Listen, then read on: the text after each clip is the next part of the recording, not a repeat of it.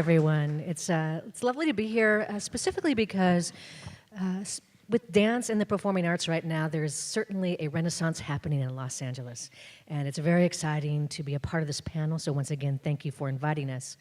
I thought the topic, at least to start us off, is really understanding our communities, curating for the visual and performing arts, and breaking down the walls, just as Michael was talking about. You know, all of us here are directors and are choreographers or writers, curators. Really, all of us are curators and or presenters. I'd like to talk about the activation of space in our museums and our galleries throughout Los Angeles, and how do we serve this audience? Is there an audience for this? And as artists and curators, what are we going to do to accomplish this here in Los Angeles and beyond Los Angeles, obviously? So I'd love to just ask questions to the panel, and thank you for being with us, esteemed guests. Jörn, with your work, with cross-disciplinary work that you've done in Europe, specifically in Germany, as well as in Canada, how do you see the visual arts collaborating with the performing arts here in Los Angeles, and what do you imagine is possible? I came to Los Angeles about a year ago, and what I always loved about Los Angeles, and I was in New York also before, is that LA seemed to be sort of free of that European ballast. It sort of felt like the settlers coming to LA were sort of shedding that European roots, you know, crossing the Rocky Mountains, where New York is sort of Europe on steroids. LA seemed to be sort of a very open and new kind of field. But what's actually interesting in terms of the cultural institutions, the major cultural institutions here in Los Angeles, they very much still come out of that European DNA. So they're very much separated into various disciplines, and you know, the performing arts at the music center, and even they're sort of separating between all the different sort of performing arts and dance and theater and orchestra music, et cetera, et cetera. And it was interesting to hear Michael talk about the La Brea tar pits, and actually showing that image from the Chauvet caves that of the Werner Herzog film, because I actually have the rights for this image. And I wonder if he does as well. I'm showing it here because I just published a book about sort of my last festival in Toronto, where we, as Bonnie said, transformed this decommissioned power generating station, which is 3 times the size of the Tate Modern. And you could put the Statue of Liberty upright in there. I tried, but there was only a blow-up version available that was 1/3 of the size. And we transformed that into the largest temporary multi-arts institution in the world.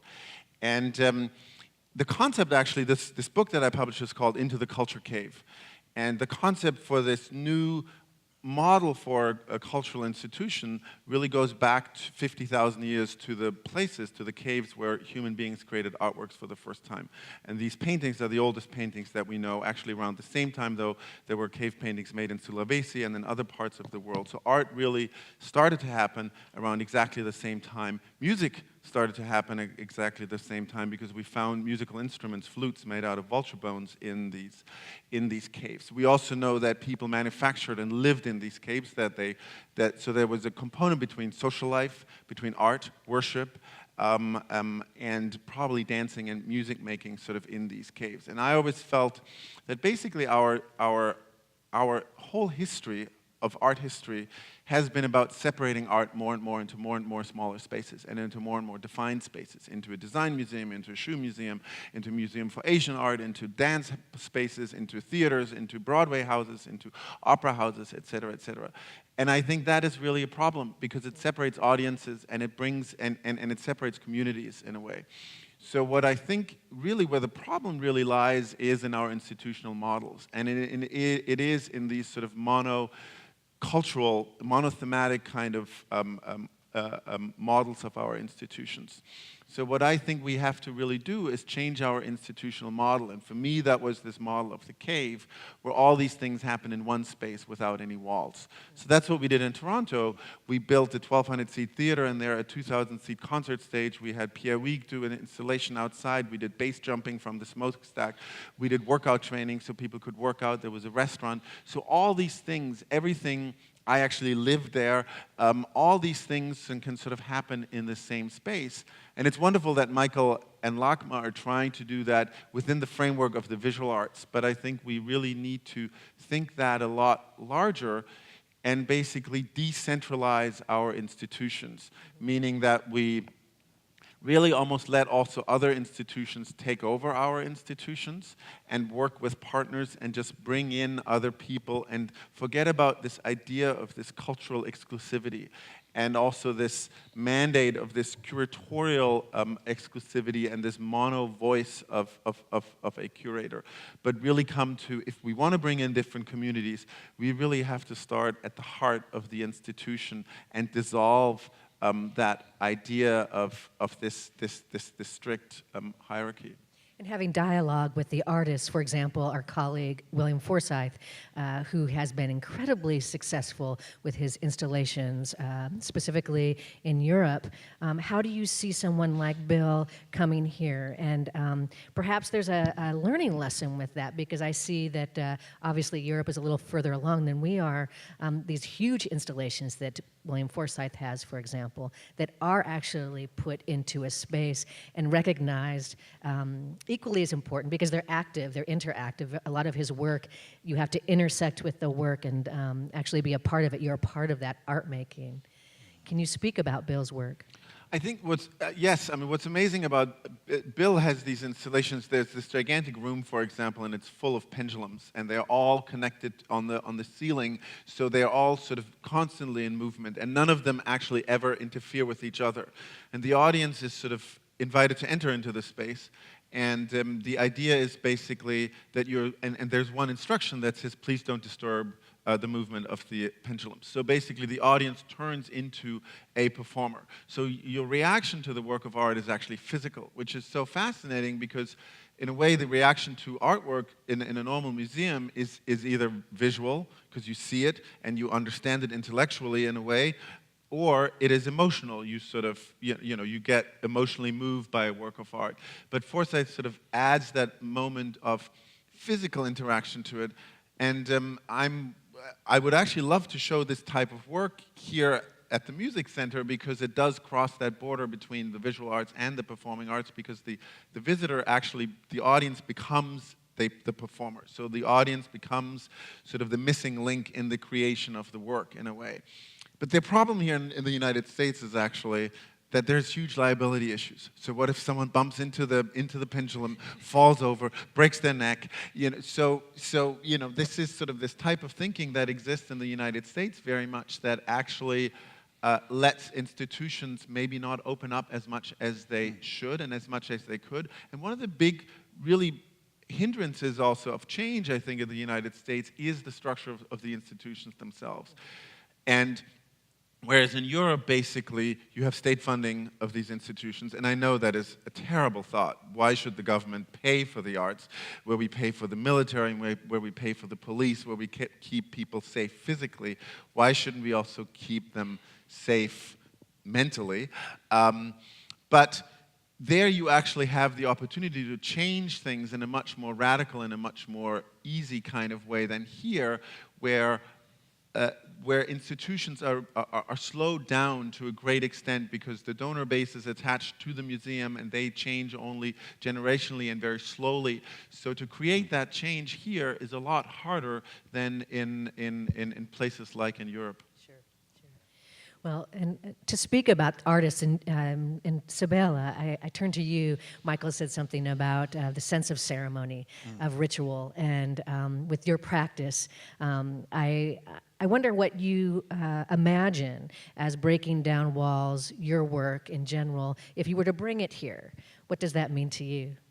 It feels that LACMA, fortunately, there's enough outside space to really play in, and to move bodies and to really choreograph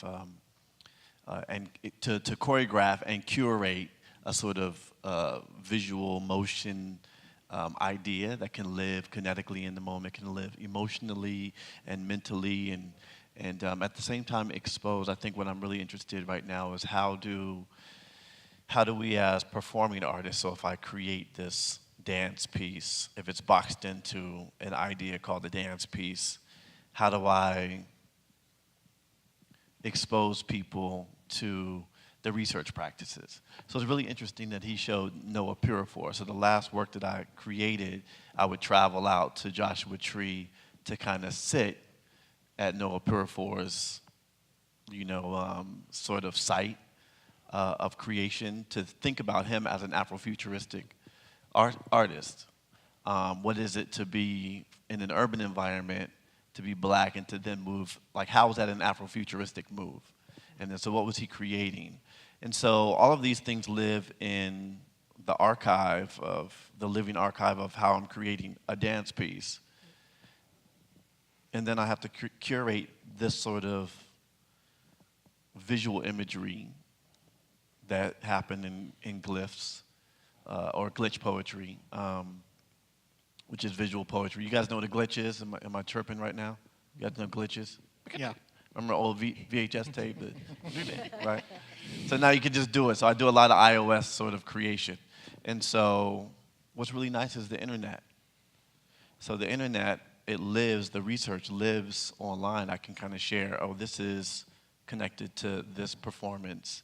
And so if we were to bring it here, I can tap into a space where people are coming from Instagram or from Facebook to in this, and they can experience the visual, the motion visual, which is just a really quick video clip, and see it actualized and realized as a meditative practice, as a ceremonial practice, as a ritual practice. So it's experiential in a different way.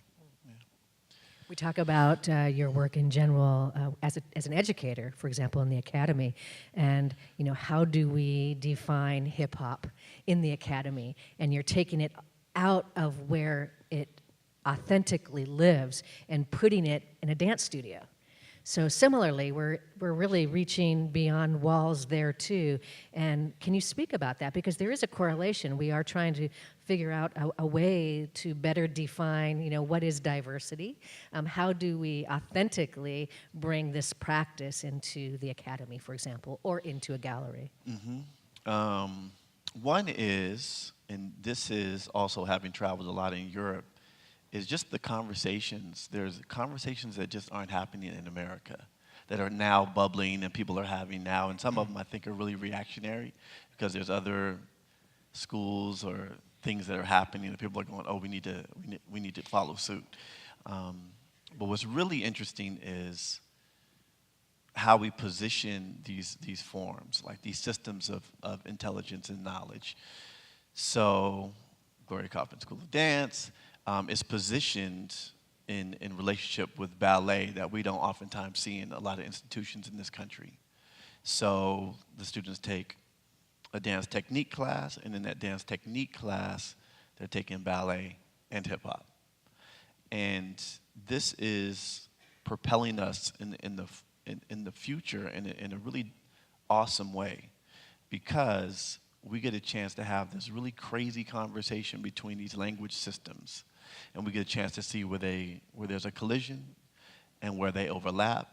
And more importantly, with hip hop and street dance practices, we get an opportunity to kind of inject a communal sort of process that I'm learning doesn't necessarily exist in ballet, for example. A community building practice, and also a different type of rigor. So with the lab, so we have a class dedicated to just sessioning, or as jazz musicians would say, woodshedding, because you can't just learn through technique, do this, repetition, do this. That's great, but then there has to be a space for you to, since we're talking about curatorial practice, improvisationally curate movement in real time and really make mistake after mistake after mistake. And sometimes those mistakes hurt because you bang your shoulder, your knee, or what have you.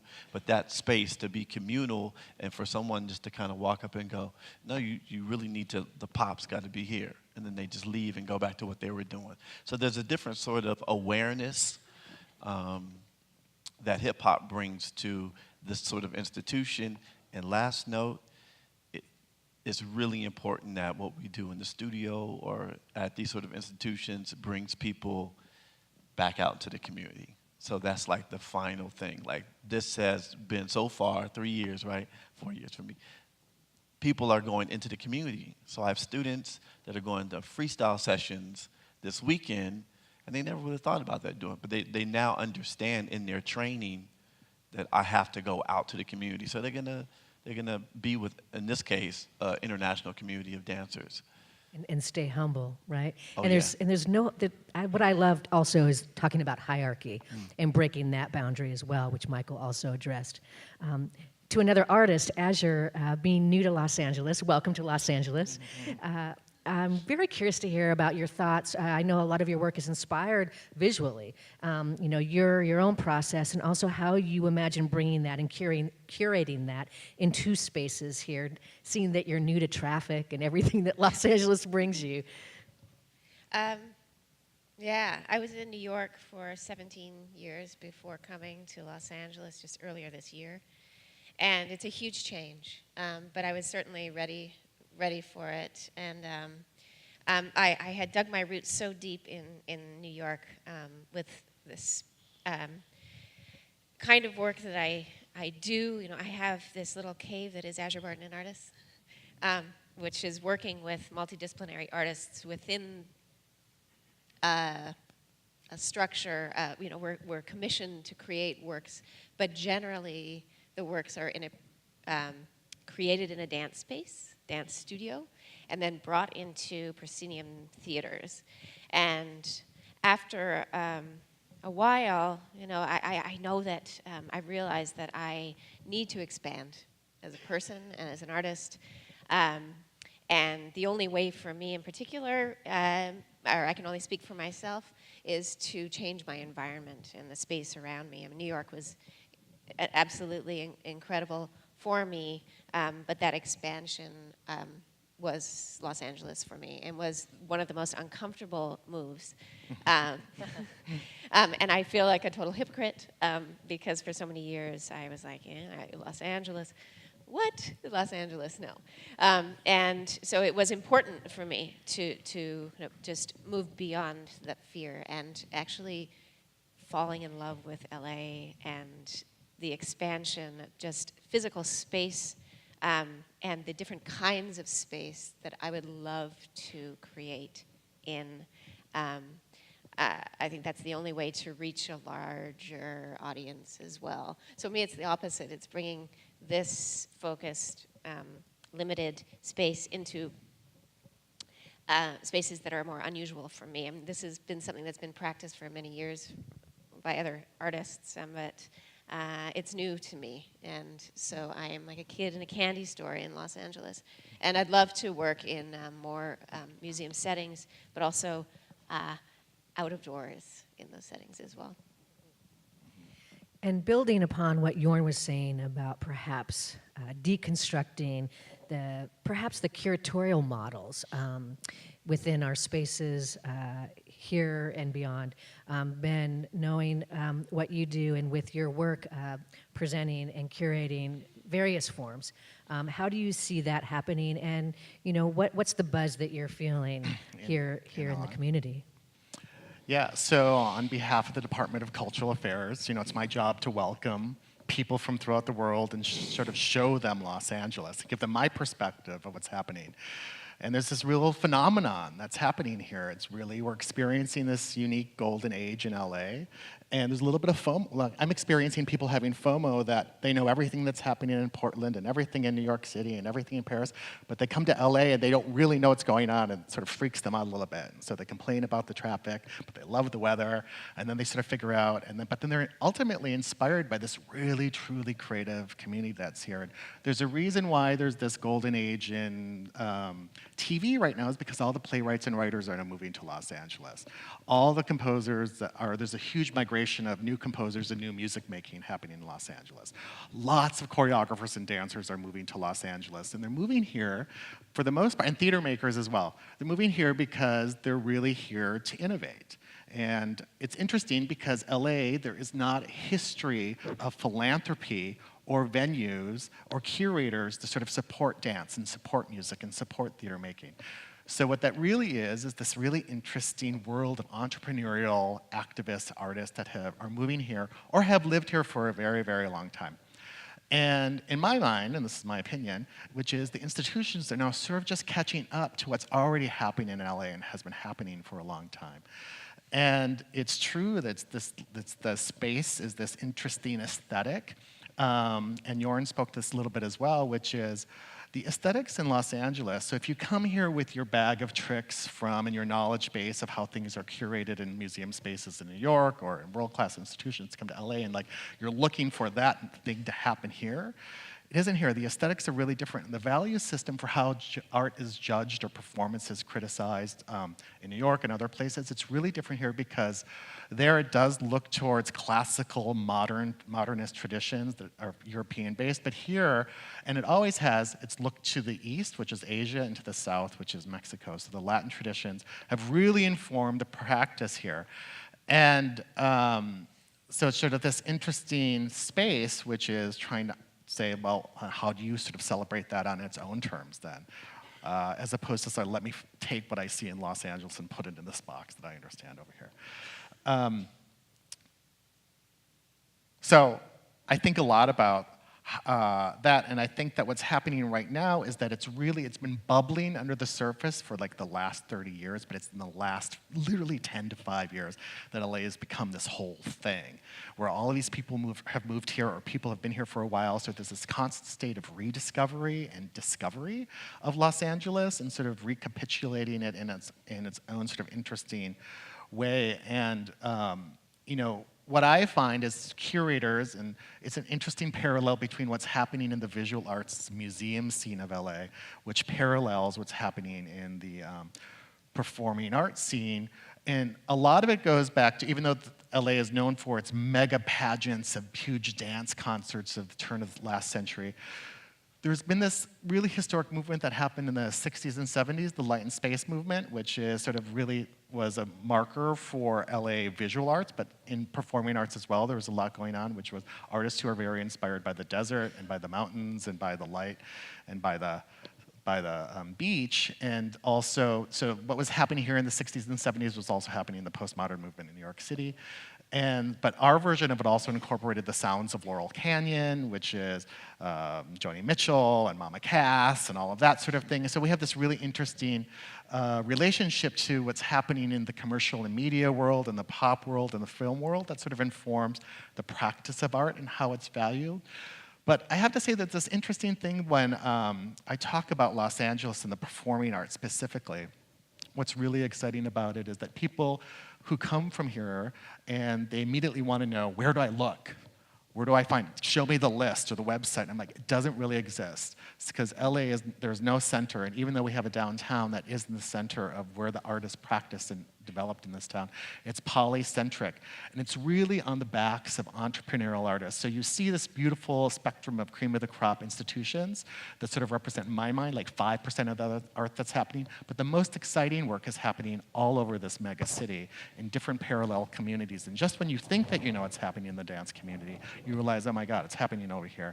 And I think what a big unsung values about how art is appreciated, which is not only the way that it's made, but how audiences gather towards it in this very social indoor-outdoor way, has led to this hunger because there's no support for, we don't have a center for dance, and we don't have big institutions that are doing festivals or historically. It has forced artists in a way that Aszure is speaking to sort of self-present themselves. So we're in a city of self-presented artists in non-traditional site-specific spaces, which has led to a value system where artists want to create in that work and that audiences want the journey to get to that work. And it's interesting because that's not really how I think that things are curated in a way at other performing arts centers. But that it has led to a hunger for experimentation. I was just talking to this big mega music producer, and she was like, all of our musicians just want to perform in really weird spaces now. They're not interested in going to a classical hall. The choreographers, they just want to do site activation in the most wildest, interesting, most place anywhere that they can. Right. Theater people, the immersive theater scene here is massive and growing, and they're doing these crazy things all over the city of LA. And that's where the excitement is.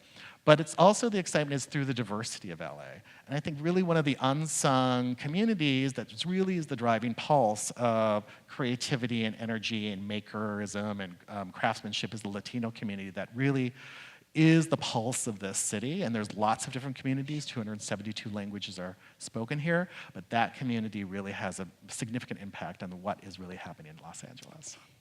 Yes, I agree, and I think that we're speaking specifically about our community here in Los Angeles to give you a perspective. But I think as a whole, we're here today, and the panel as well, to speak globally about how do we serve our audiences, how do we understand our community. And I'm sure you're all very much involved in that practice as you continue to curate and present your works in your venues.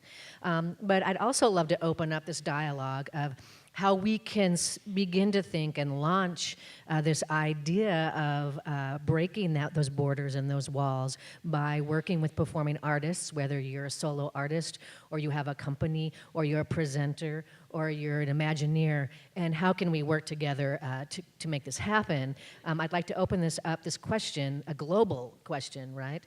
Because I do think that Los Angeles is primed and is a good example that we are going through this shift and renaissance, but it's not like anywhere else. I mean, it's very familiar to all of you, I'm sure. So again, I pose the question on, what are we doing in our community to create these collaborations? And then I'd love to open it up to the audience for any questions and perhaps advice and comments in what you're seeing. So. Jörn, do you have a comment? I want to, one thing that I sort of started working in Berlin in the early '90s, and what happened there was a very similar thing that happened here in Los Angeles. Is that all these artists moved into these empty spaces and created new projects, new works, new interactions with space, new collaborations, et cetera, and it was incredibly fruitful. And what was interesting in Berlin is that the institutions would actually follow.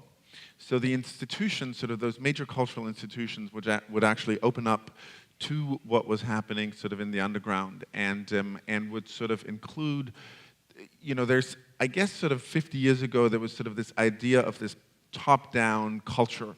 You build a performing arts center and you create a scene with it. And we're still doing this all over the globe. I mean, the Louvre Abu Dhabi just opened, and I find this is a really this last gasp of Western European imperialism by exporting sort of our cultural models into all these spaces. Or if you look at the concert hall in Hamburg that just opened that everyone loves, it's sort of perpetuating this old model of a cultural institution.